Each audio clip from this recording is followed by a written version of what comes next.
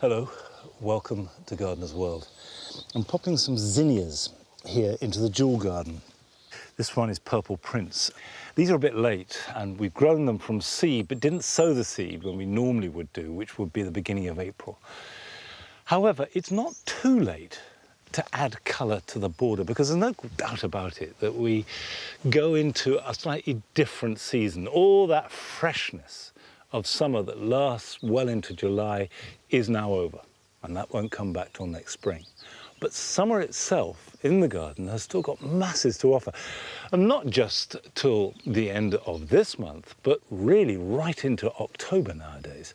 So it's important to nurture what you have and also to keep adding. It's absolutely not too late to have new plants coming through, adding another floral dimension. These should flower in about 2 to 3 weeks' time and then go on until the first frost. And if you haven't sown them from seed yourself, garden centres and nurseries will have a good choice of tender annuals. And remember, they don't respond to light, so the fact that days are getting shorter won't inhibit them at all. As long as it remains warm enough, they will flower.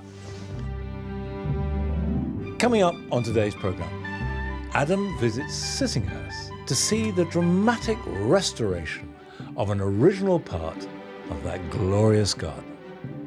How does it all hold together? You look at little groups like the Achillea there, they sit as a big group, then they just drift off slightly, and then they drop down. So they lead the eye, and they draw you around.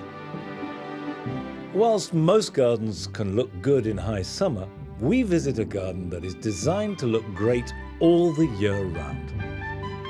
Winter is an incredibly important season to have something good to look out on. In England, it lasts a flipping long time. So I would look for a few key plants that would look good in each of the seasons. And I shall be pruning my shrub roses unseasonably early.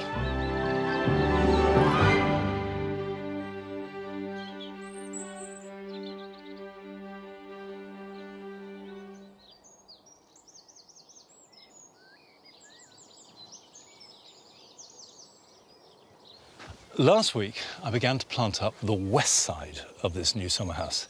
Well, today, it's east side story.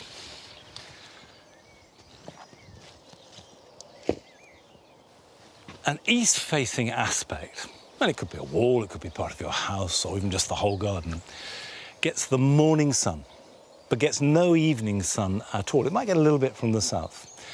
So the light that it gets, and even the heat that it gets, is much cooler than on the west side. But, and this is really important, it's not a separate piece of the garden. You know, either side, I want the same themes going. I want it to tie in with the rest of the mound and the colour scheme, which is pale yellows, light blues. I want the whole thing to cohere and feel one garden. Now, I'm starting off with a rose. This is Vanessa Bell. I love this rose, and I've put it here because we've got it on the lower terraces of the mound. Last year, this was flowering on Christmas Day, and there's no reason to suppose why it may not do that. So Vanessa Bell, which also has good fragrance, I've placed underneath the window, so I can open the window, and there will be these beautiful flowers and that lovely fragrance. Now, beyond it, I'm going to put a honeysuckle. This is a variety with a lovely yellow flower, wonderful fragrance, really good colour, and honeysuckles are great for a shady aspect because these are woodland plants. Their feet like to be cool and then they climb up towards the light. So I'm going to put this at the far end. That will take quite a lot of shade. Look how brilliant these plants are. This is a yellow foxglove called Limoncello. Exactly the colour that I want. And the plants are stonking. Really lovely. And I want these to rise up through. Now, I'm not planting in clumps. I'm threading plants through the space. So we'll pop those like that. I said it last week when I was planting up the other side, but it's worth repeating. Place all your plants in an area before you plant any of them. Play with their arrangement, think it through, go and have a cup of coffee and come back and have another think. And then when you feel happy, plant the whole lot. Chances are you'll move some of them anyway, but it's much easier to move plants around when they're in their pots than once they're in the ground. Now, to inject a little bit more blue height, I've got some campanulas. This is Campanula persicifolia. And like the foxgloves, these will rise up and give that blue height and, of course, these wonderful bells. And I'm going to pop these individually. That's going to fill that gap there. Yeah, it's beginning to assemble. When I'm placing plants like this, I certainly don't have a planting plan. Now, that does mean that you're going to get it wrong sometimes, and you are going to have to move plants. But with a bit of experience, actually, you get used to the idea of moving pots around until it feels right. Now, Adam has paid a visit to Sissinghurst Castle in Kent, one of the most famous gardens in Britain, if not the world.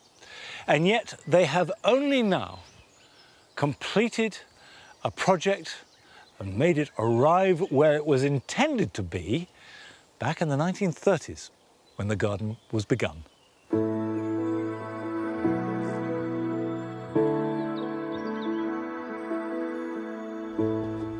Sissinghurst is to many the essence of an English country garden, with flower-filled rooms created by the famous Vita Sacra West and her husband, Harold Nicholson, back in the 1930s.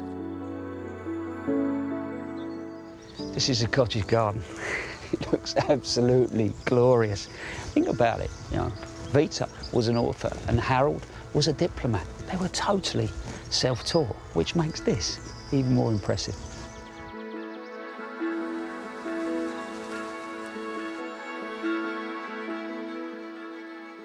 But like most of us, not everything they tried worked first time round. As keen travellers, Vita and Harold spent a lot of time in Greece, and there's echoes of it all around the garden.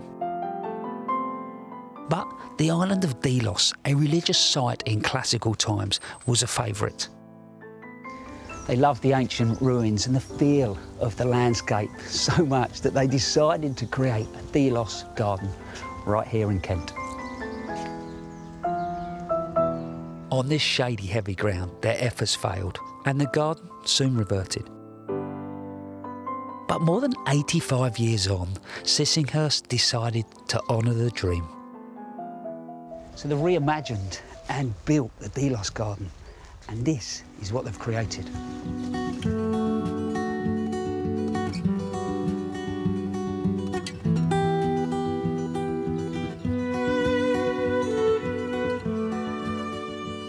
Delos is a dry garden full of Greek artefacts, arid plants and stone terracing.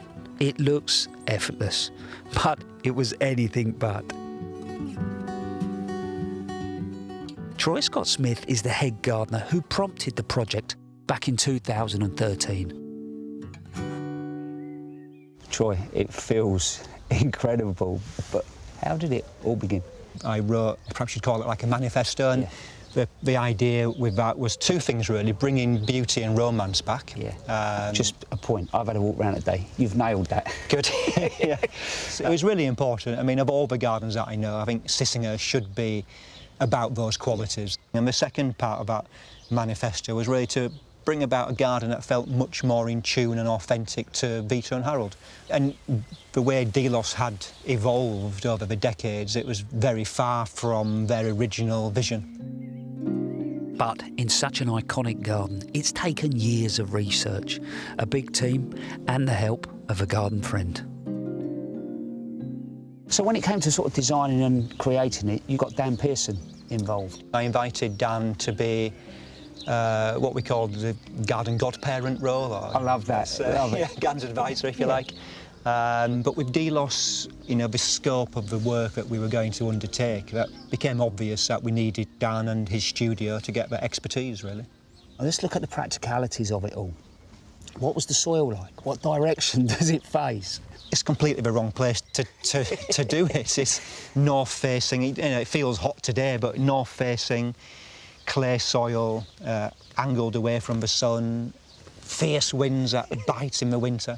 How did you go about it? So initially we had to put a drainage system in. So we dug down into the clay, laid perforated pipe that was, you know, surrounded with geotextile and shingle. And then really bringing in a really free-draining soil. So we've used, again, it's the same Kentish ragstone for all of these elements. So these big boulders, the stones we're standing on, the aggregate here, and also the material in the soil makeup. So it's about 50% crushed ragstone, 25% brick, and then also free-draining soil, 25%. That same soil mix and stone also solved the bigger problem of the garden sloping north. So how did you get exposed, I suppose, the area to more light? Yeah. Well, hopefully you can see here, Adam, there's raised terraces, brings the plants out of the wet clay, and then by battering the soil facing the sun in the south, all of that slope now is getting maximum light for as much as possible, just like you would with a deck chair on the beach. You face it into the sun, and rather than facing this way, where it would get natural shade. It's a clever solution, allowing them to test more gardening boundaries and showcase more arid planting. And I do love the fact that actually, you've created a beautiful garden, but actually in reality, you've also put together a living experiment. I hope so. I hope that's what it is. I mean, looking forward, we'll certainly be, trying to learn from this kind of planting, and I hope, other people will do so as well. Sissinghurst is full of English red brick and traditional oast houses. How do you create a garden that's alien to all the other spaces around it? Carefully, he says, look at the stonework at the back end of the garden, the pillars. Look at how they connect to the vertical outside, not just in vocality, but also the stone colour. And then if you imagine they took out all the height, we left them with a big sky. And on today, today is fantastic, but then they had to put height back to provide dapple shade. But not just that, they then had to connect to the landscape. So you look at the trees and they connect. The poplar behind me is brought in by the oaks, and that sets this lovely sort of structural canopy for the rest to be created from. The design echoes an old ruined street of Delos, with rough goat track baths between the tiers. There's a lot of stonework. I've got different types of walling behind me. Rubber walling here, we have coursed. We've got natural boulders. We've got things with flame finishes on it. We've got sawn finishes. We've got cropped finishes. When you're just sat here, it gives your eyes loads to feast on, and that's before you add the plants. That said, if they were different materials, it would start to look uncomfortable, too busy, and it wouldn't give you this lovely sort of platform to then plant. The planting looks simple, with swaying grasses doing their business and repeating colour. They turn the landscape of Delos into an amazing garden. A lot of these I grow at home in the gravel garden. But how does it all hold together? You look at little groups like the Achillea there. They sit as a big group, then they just drift off slightly, and then they drop down. So they lead the eye, and they draw you around. And then intermingled with that are the lavenders, and then they repeat again, and then that blue gets picked up. So you've got this constant sort of feast for the eyes, and you're just naturally drawn around this garden. And then look, you get these focal points that bang, stop you. The pomegranate over there, that won't be everybody's cup of tea, but it's history. It adds atmosphere. And I think it's things like that that help make places like this special. And I think as time goes on, it's going to become even more special. If Vita and Harold are looking down on their old Delos dreams, I reckon they'd be pretty pleased with the results.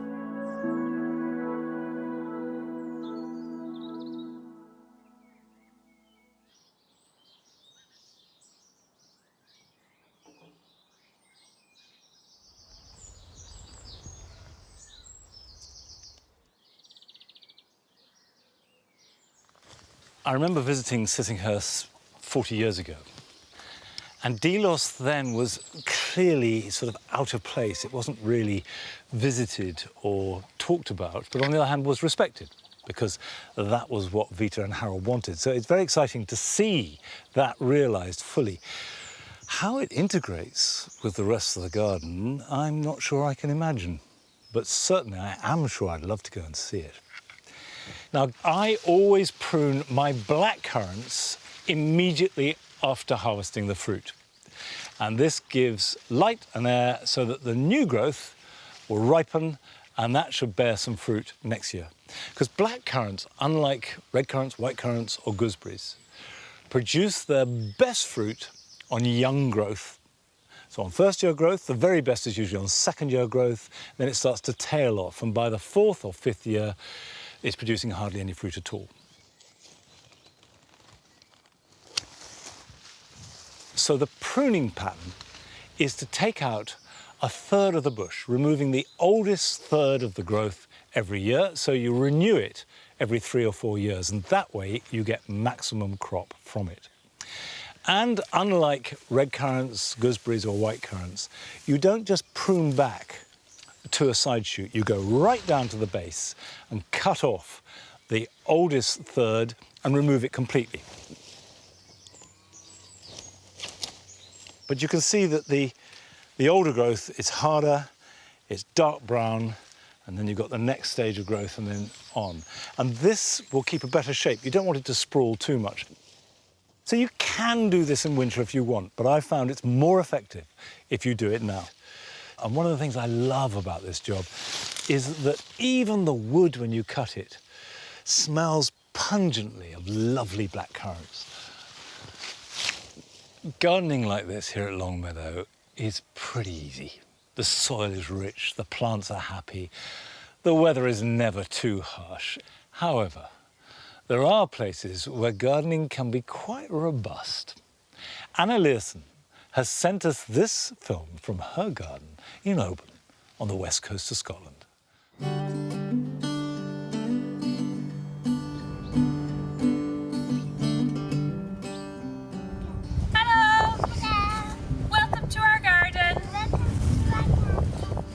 We moved into our rental house here in January of this year, and we're very keen to start gardening. We bought a pretty cheap greenhouse online, but it kept blowing away in, as you can hear, pretty strong wind. This is actually quite a calm day today. We got so fed up of having to rebuild it every time that my partner decided to build us this.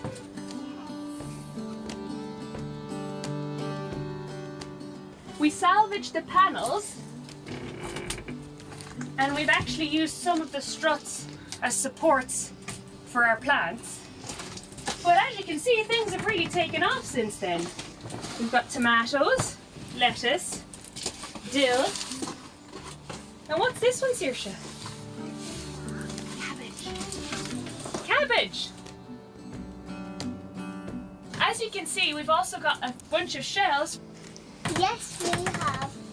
We had so many, in fact, that we decided to make a shop. Do you want to show them the shop? It's out the front. So we made a little free shop with all our spare plants. We advertised what we had on offer and how to look after them, and put them all in pots outside the front gate. They all found happy homes within a few days, so today we're adding our last couple outside with some extra paintings. Thanks for all the tips, Gardeners World. Bye.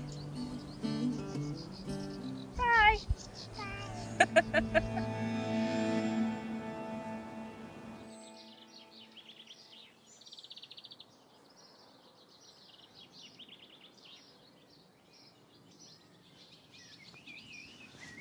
I love Anna's spirit.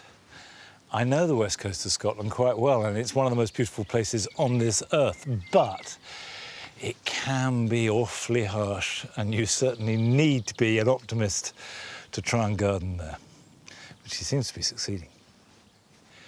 Now, for me, it's time to prune my roses.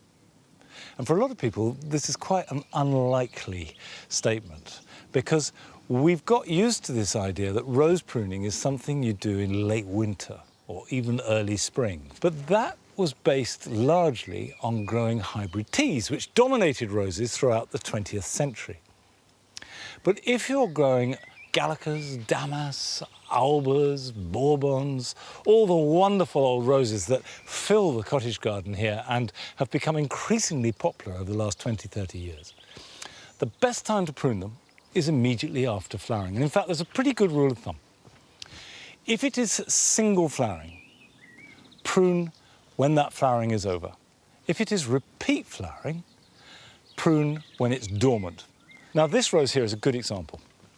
This is a damask. It's called Kazanlik and is one of the oldest cultivars known to man. I've got just one little flower in there. You can see it's a soft, beautiful pink, multi-petaled, very fragrant. But the problem I've had with this, for this year and last year, is that the flowers were almost totally hidden by the new growth. Because instead of pruning immediately after flowering, I, as I've sort of done for so many years, have been pruning in winter. And that has meant we get very vigorous new growth, but it's not ripe enough or ready enough to carry flowers. And they've literally hidden the flowers that were growing underneath. So I am going to go back to basics and prune all my once flowering roses, which are most of these here in the cottage garden now. So that's what I'm going to do.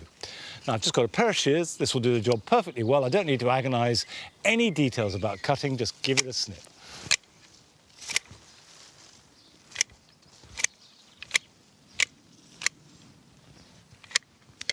And don't prune too hard. Just prune it back lightly, no more than a third of the plant. And if you do prune too hard, you will get less good flowering next year because you'll weaken the plant. There will be fewer leaves, less photosynthesis, and that means the plant will become less nourished to produce buds next year. And just remember that roses are tough. There's no great mystery about pruning them. If you just apply this principle, if they flower once, prune them after flowering, now in August, and if they're repeat flowering, keep deadheading them for as long as possible and then do their pruning when they're dormant, January, February usually being the best time. Now, of course, these roses have the moment of glory in June and early July, and then it's over. And it's well worth looking after them for those few glorious weeks. But the real skill of a good gardener is to keep the garden looking good all the year round. And for a lesson on how you might do this, we went to visit St Timothy, a garden in Maidenhead in Berkshire, owned by Sarah Padwani.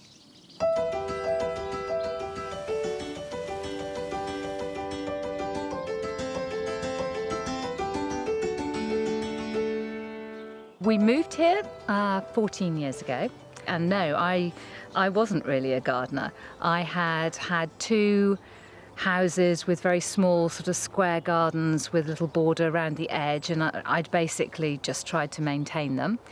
And then we came here, and it was really exciting. So slowly we've worked our way around planting those borders up. It has been a labour of love. It's been very slow, and that's what we've been doing for the last 8 years.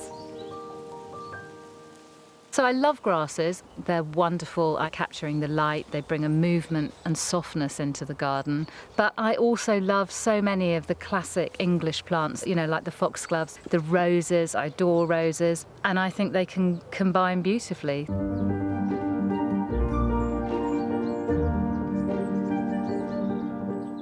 I came to realise, looking out on the garden, that winter is an incredibly important season to have something good to look out on, because it lasts, in England, it lasts a flipping long time. So I would look for a few key plants that would look good in each of the seasons. And I usually started with winter. Having put lots of grasses into the first border we dug out, the second borders we dug out, I decided we'd put a long kind of curvy backdrop of a shrub called Cornus midwinter fire. For much of the year, it's looking pretty nondescript. It's a sort of green backdrop. It's not the star, the colourful plants are the star. But from Well, probably from October on, when its leaves turn a buttery yellow, and then particularly in November, December, January, February, the leaves fall off and you're left with these stems that go from yellow at the bottom, through orange, through bright red. I'd say it's the star of the entire garden. Then in the spring, we've got the bulbs, it's crocuses, daffodils, tulips and alliums, and that kind of like goes from February, March, April, May.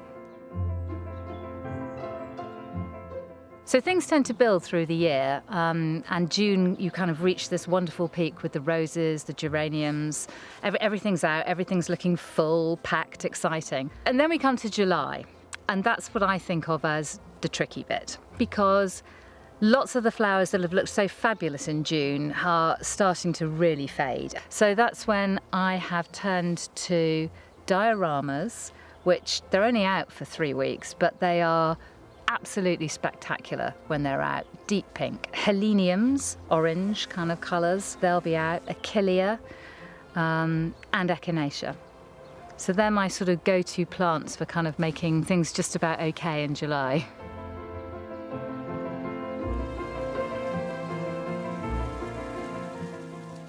One of the things I look for in terms of sustaining the interest throughout the months are flowers that just keep on going. And Penstemon are definitely one of them. This is Penstemon Raven, lovely deep wine colours. Comes out in June, and for as long as I keep deadheading it, will carry on until at least the end of November. Even easier and just as long are some of these little Erigeron daisies. They start flowering in June, they carry on till the end of November, and no need to deadhead those. Lovely little colour. Gaura going along the sweep there, Gaura lindimeri. Again, starts in June and goes right through till the end of November.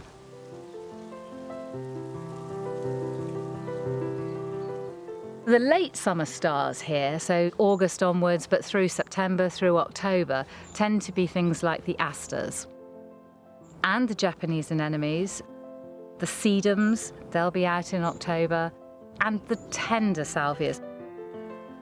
It's not that the garden is always looking absolutely perfect every day of the year, but for me what's important is that there is enough interest at all times. I think learning about the plants has been as much a joy for me as actually seeing some of the end results. So actually creating this garden has probably taught me how to be a gardener. I've got the luxury now of tinkering. It's what I love.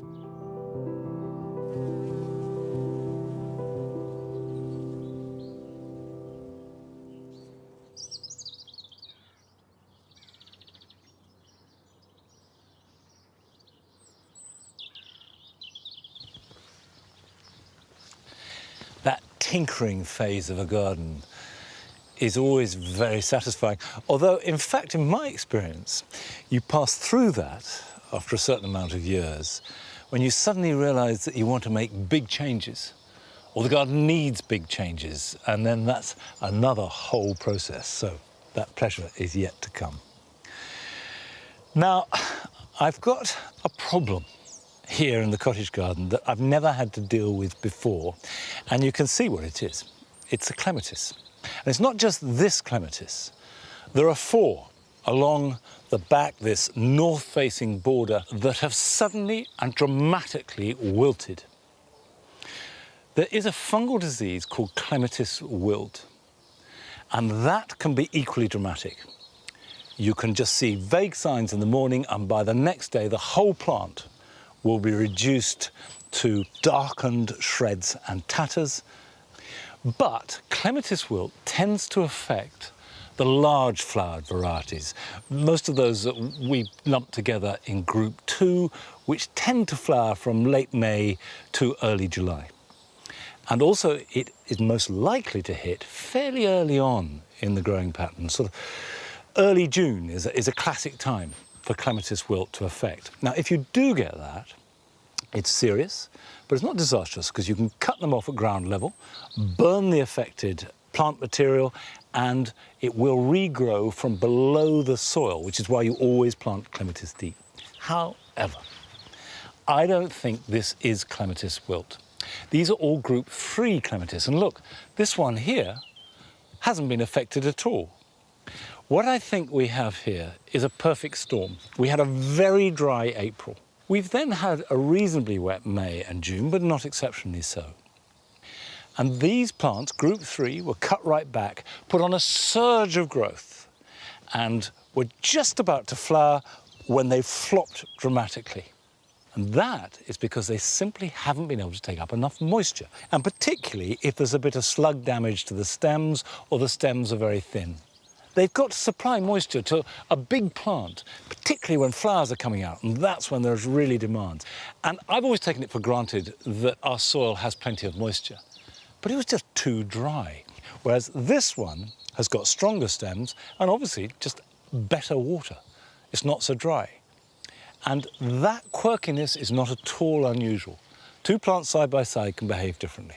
OK, time to cut back. Right down to the ground. There we go. Poor thing. Right, still to come on today's programme. We visit a cut flower grower who specialises in perfect dahlias. To get a spectacular bloom like this on the nice long stem, what we do is dispud, which means taking out the side shoots as we go down each leaf node. And I'll be reviewing my summer containers. But first, we join Alexandra Andrews in her garden in Nottingham. Hi, I'm Alexandra. I'm from Nottingham and welcome to my urban oasis. I'm wearing oxygen. That's because I have cystic fibrosis, which is a genetic condition I was diagnosed at birth with. Unfortunately, I get tangled up in the plants a lot. I've beheaded a lot of flowers, but I think that they forgive me. I'm proud of the fact that I do everything myself. I might struggle, but I do eventually do it. I've done what everyone says they shouldn't do and buy one of everything. I just love different textures, different colours, and it excites me every day that things change. It keeps me going and know that I have to be well because I need to see this flower.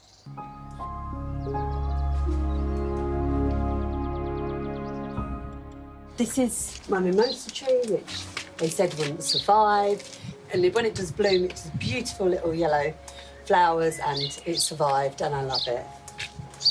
This is my favourite here, this bottle brush, the bright pink, which I'm sure you will agree is beautiful. And then when I'm not feeling well, I'll come down to the bottom of my garden. It's very private and it's like a little oasis really. And I kind of rejuvenate and it feels like it's healing me.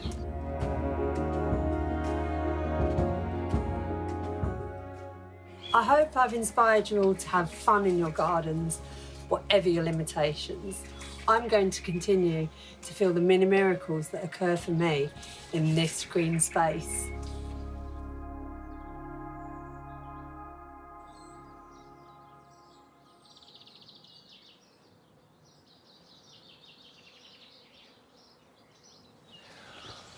Well, I think your garden looks lovely, Alexandra, and I'm so glad it gives you such pleasure. This is a hydrangea called Runaway Bride, and it was plant of the year. And there are lots of really good things about it. It will flowers, and it's easy to grow, and I've got a couple here growing in pots. But there is a problem. The new growth, which is very healthy, is growing up above the flowers and hiding them, which rather makes a nonsense of the plant, because if you can't see the flowers, then there's no point to it. So I'm cutting them back, and this is all part of a trial, really, because I've only just started to grow this. So if I cut back the new growth so I can see the flowers, that shouldn't damage it in any way, and should still provide material for next year's flowering. And if it doesn't, then that is a flaw with the plant. So let's hope that this slight remedial treatment will get the best out of it. Let's cut that back a little bit more, and there. Right, now I can have a good look and enjoy the flowering. And of course, these very white flowers here in the writing garden are perfect. These are just a bunch of petunias and helichrysum which I had left over and I put in a pot and they're doing fine. But the real stars that you can't miss are the lilies. This is Casablanca. It's about the biggest white lily you can grow, and trust me, the fragrance is heavenly. It's just filling the air. But it isn't very subtle. It's very white, it's very big, the fragrance is very loud, it's brash. And I considered putting it in the Paradise Garden, but actually it would be the wrong choice. It's too overwhelming for there. So, but here it works well. And a tip is if you've got a very white plant or any plant that's very monochromatic, put it against a dark background and that will work much better than if you try and blend it in, because they're really hard to blend. These Casablanca lilies are definitely the most starkly dramatic pots that we've got in the garden at the moment. But we use containers as a very important part of the garden at Longmeadow throughout each season, but never more so than at this time of year.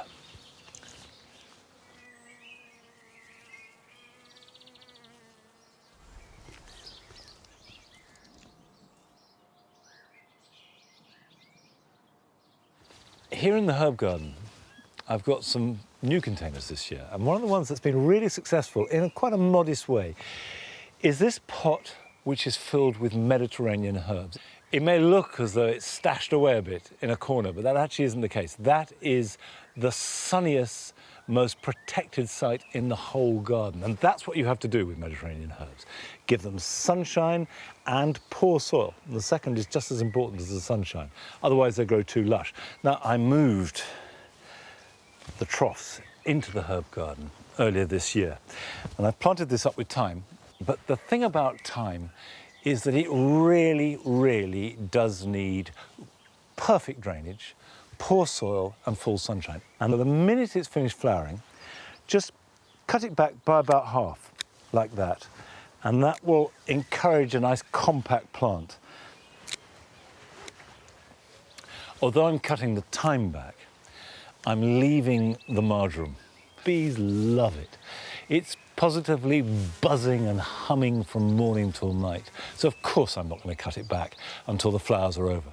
Then, when the flowers are finished and it's no longer any use to the bees, then I will cut it back really hard, actually rather harder than I'm cutting the thyme, because marjoram is much better adapted to this climate and will recover and grow back successfully.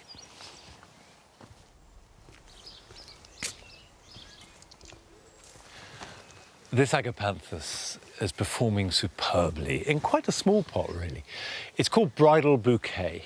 They do need watering, so I water this every week. And when the flowering is over, cut off the seed heads and then feed it once a week with liquid seaweed. And go on doing that until autumn, and that will ensure that next year's display is equally as good. We have a number of really big pots here in the dual garden, and they have to earn their keep. In spring, we fill them with tulips and wallflowers and that intense colour. In summer, we really go for scale as well as colour. And obviously you get this if you use plants like cannas or gingers or even a really vigorous dahlia.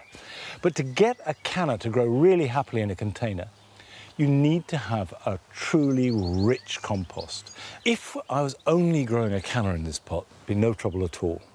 But to complete that external floral arrangement, I've got other plants. And Cosmos, this is Cosmos Dazzler, grows really well in a pot, looks fantastic, and complements the canna really well. However, Cosmos, which come from Mexico, don't need a rich soil. So when their roots reach this nectar, this intense richness, they respond by growing much bigger than normal.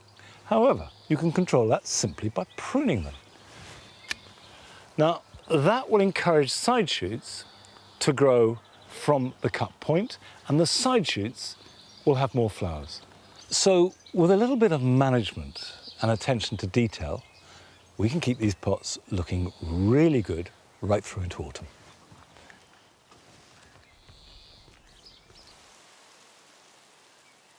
in these pots, dahlias are providing most of the colour, although the ginger behind will flower in a few weeks' time really dramatically. But to keep these dahlias going, it is so important to deadhead. And if you're uncertain when a dahlia is in bud or is finishing flower, there is one thing you want to look for. When it has finished flowering, and this is very obvious, the shape becomes elongated, even conical. We can take that back. I'm going to go right down, down, down, down, and cut. Whereas here, you can see that is a bud that hasn't yet opened. So if it's round or button-shaped, then that is a bud. If it's elongated, and often pointed, then that is a spent flower. And of course, as soon as that happens, it's developing seed, so it's taking energy away from new flowers. So keep deadheading dahlias right into autumn. Now, I love dahlias, and we do grow quite a lot in the garden here, but we're after the master effect. We're not really focusing our attention on any one plant, let alone any individual bloom.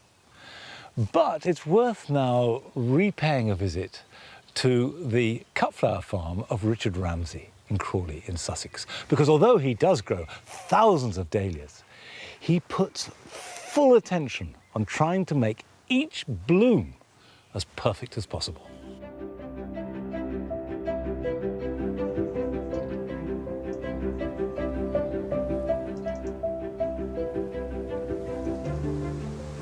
Today I'm cutting some caffeolet for a florist. We will probably harvest this year something around 30,000 high-quality stems. Our market is the top-end event florists. Our customers expect perfection, which is what we try to give them. Mostly they're looking for big blooms because a lot of the work event florists do is in big, spectacular locations. Caffeolet, it was publicised in the Californian Bridal magazine, I guess around 10 years or so ago, as the bridal dahlia because of the colour.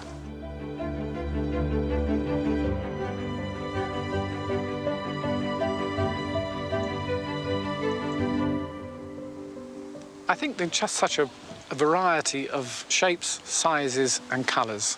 You can have half a dozen red dahlias next to each other. Actually, they're all different kinds of reds. So it's the subtleties in the plain coloured dahlias that make them very special. And then when you get something like the one we're sitting amongst now, it's called Aljo, you get the different nuances of colour in the same flower. But they range from the pom-poms that are about 20 centimetres in diameter up to the giant decoratives, and which will be sort of 30 centimetres plus. So very big flowers.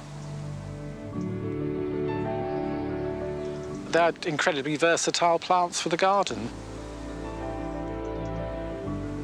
We produce around 6,000 to 7,000 rooted cuttings each year because growing from tubers, you don't get that same colour intensity or vibrancy.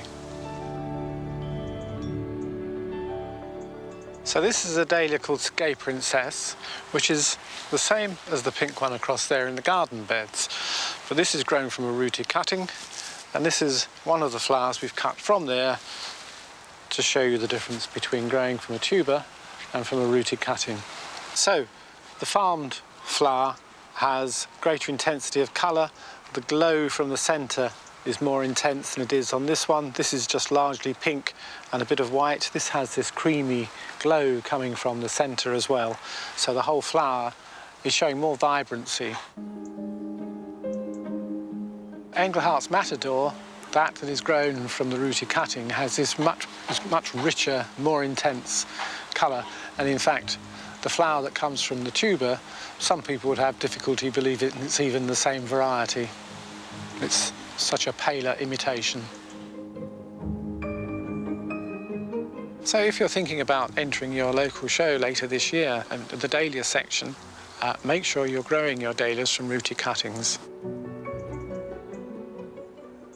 To get a spectacular bloom like this on a nice long stem, what we do is disbud, which means taking out the side shoots as we go down each leaf node, and we just push them downwards so that we don't break the skin on the stem that's coming up there. it just becomes an automated process. You walk along the bed, and it doesn't matter what you're doing, side shoots, out they come. Well, you call it the dahlia eye, and I don't think I can explain exactly what it is. It is just knowing what is right and what isn't quite right. So when I cut 10 stems to go off to market, they have passed the dahlia eye test. I can do it, and my granddaughter Jemima can do it. Yep, they're good, but nobody else can. This is a good example of a dahlia because the petals are evenly spaced and they're equally sized, and the petals in the middle are nicely grouped. You kind of have to think about like what it looks like and like the patterns of the petals and things, but also it's kind of like, oh, this one's good, this one's less so, and then kind of just going with your gut as well. We see them every day, and even I think, well, wow, that looks spectacular after donkey's years of growing them. So when other people come here and can enjoy them as well, that's good. That's good. And hopefully we encourage more people to grow dahlias.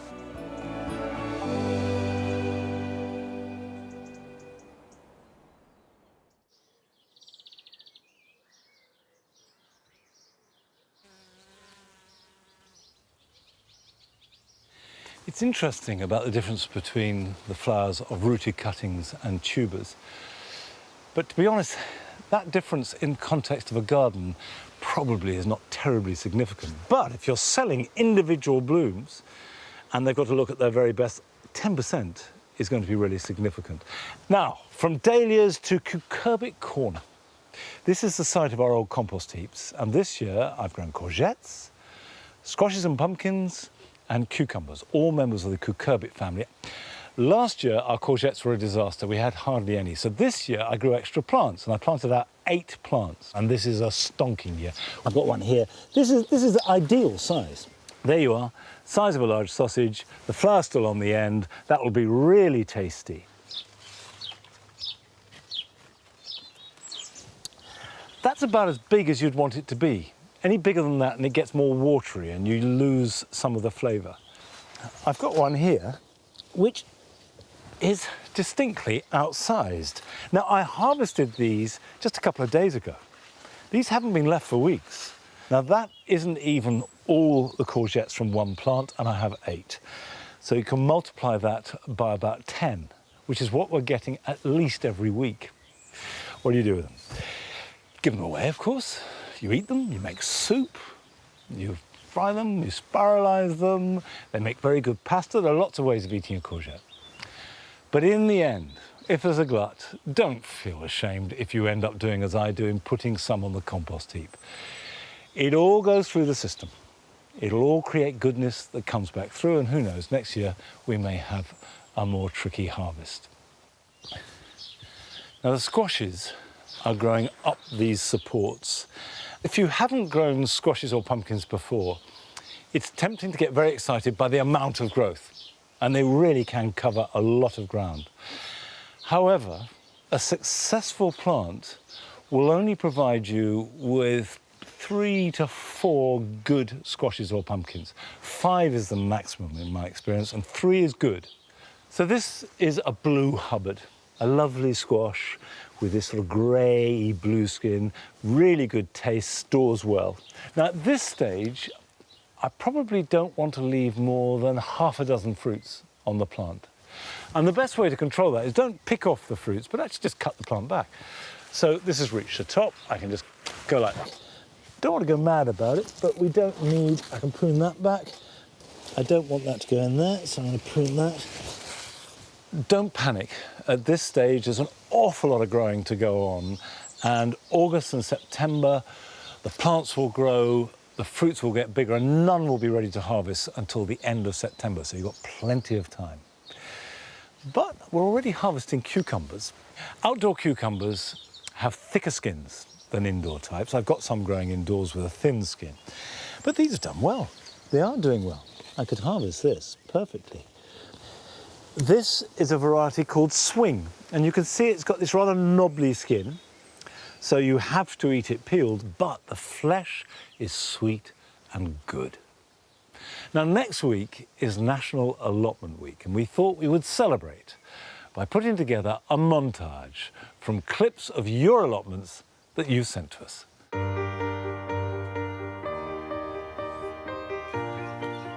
Hello, I thought you might be interested in seeing my allotment today. It's a bit wild, a little bit unkempt, probably a bit like me really, but I like it. Throughout April, we've been super busy ticking lots of jobs off of the list. I put in some onions and shallots. These sweet peas went out. And then what do we do? Oh, let's cover up. This is my piece of heaven. This is the first year we've grown baby sweet corn, so I'm actually really pleased with them. We're growing some cucumbers, some courgettes, and one big marrow that I have named Marilyn.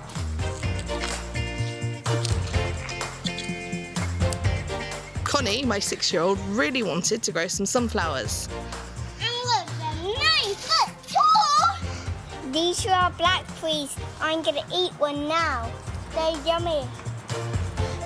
And here's another melon. Lovely cherry blossom. And I found a big pickle. I'd like to share with you my two passions, gardening and painting. I work with textiles and natural dyes, and I love extracting colour from plants and roots. Like lots of people in cities, I don't have a garden, so this has been really valuable for me to come out inside. Yeah, allotments during this lockdown are an incredible source of relief. One of the amazing things about having an allotment is the sense of community that we have here. This allotment has been my saviour, really. It's a bit bonkers, a bit wild. Best thing in the world. Bye.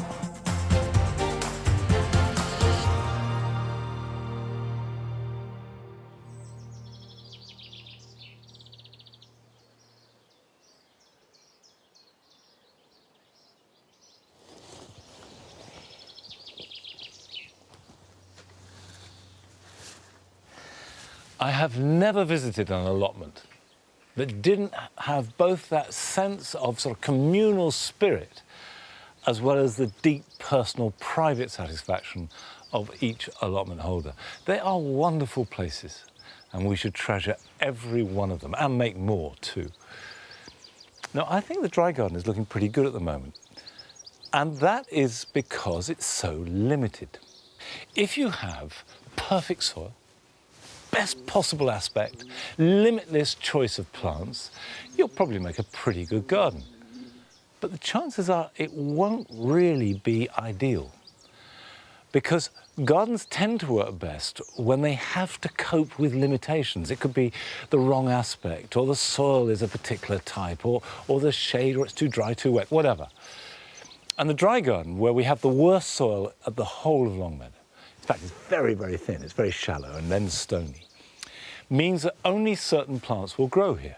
But those that will are really well adapted to these conditions, so they thrive. So take the fennel, for example, with these lovely zigzag lines of its stems. They're much smaller out here than they are in the back. In the herb garden, where we've got fennel, some of them are 10 foot tall. These are a third of the size, but they're growing strong and upright and are really happy. And the tansy with the lavender. When I planted the lavender on the mound, I put in a huge amount of grit and I sort of hoped they would come through because it was so wet. Here, bunged a lavender bush in. It's been there for about 10 years. I hardly ever touch it, and look, it's completely happy. And the combination of the tansy and the lavender is as good as anything I could have come up with. So if you accept the limitations, work with them, it's the same old story. Right plant, right place. Don't try and force anything onto a situation where it's not going to be happy. The chances are the garden will be a lot better as a result. Now, I don't know, you may have the perfect garden, but you're still going to have jobs to do. And here are some for the weekend.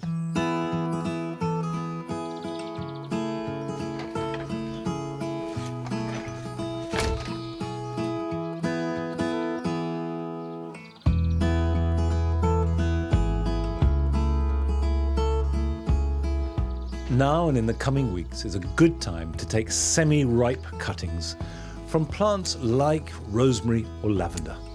Choose nice, straight, fresh growth, cutting just below the new wood. Strip off most of the leaves, make a clean cut below a node, and bury it in gritty compost. Water it well and put it somewhere warm.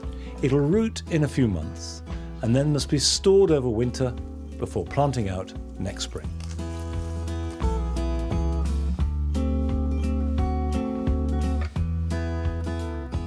To ensure a supply of salad leaves in autumn, it's important to sow the seeds now, because as the days get shorter, the seedlings take longer to develop. Sprinkle the seeds of plants like rocket, mitsuna, or lettuce like rouge d'hiver onto peat-free compost, cover, water, and then when they germinate, prick the seedlings out, ready to plant into place in about a month or so's time.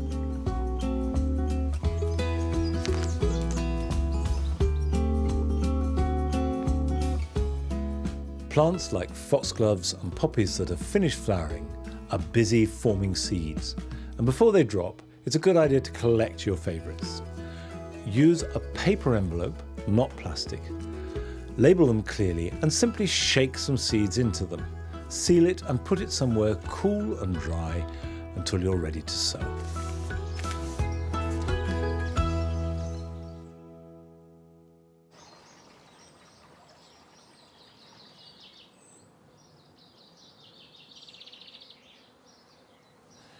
I made quite a few changes to the Paradise Garden over the last year, and I added in this scabious. It's Black Knight.